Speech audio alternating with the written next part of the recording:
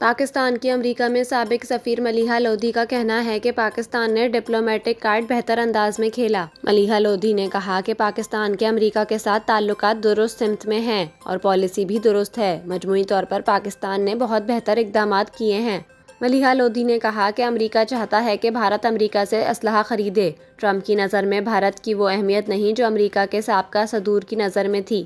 ان کا کہنا ہے کہ پاکستان اور امریکہ کے درمیان تجارتی ڈیل کی تفصیلات ابھی سامنے نہیں آئیں۔ یہ ضرور کہا جا سکتا ہے کہ امریکہ کے ساتھ کامیاب مذاکرات ہوئے ہیں۔ سابق سفیر کا کہنا تھا کہ جب تک تجارتی ڈیل کی تفصیلات سامنے نہیں آ جاتی تجزیہ کرنا قابل از وقت ہوگا۔ صدر ٹرمپ نے یہ بھی کہا ہے کہ بھارت کے ساتھ مذاکرات جاری ہیں۔ ملیحہ لودھی کا مزید کہنا تھا کہ پاکستان اور امریکہ کے درمیان تجارتی ڈیل ہونا خوش آئند بات ہے۔ لگتا ہے کہ صدر ٹرمپ بھارت کے ساتھ غیر مشروط وفاداری چاہتے ہیں۔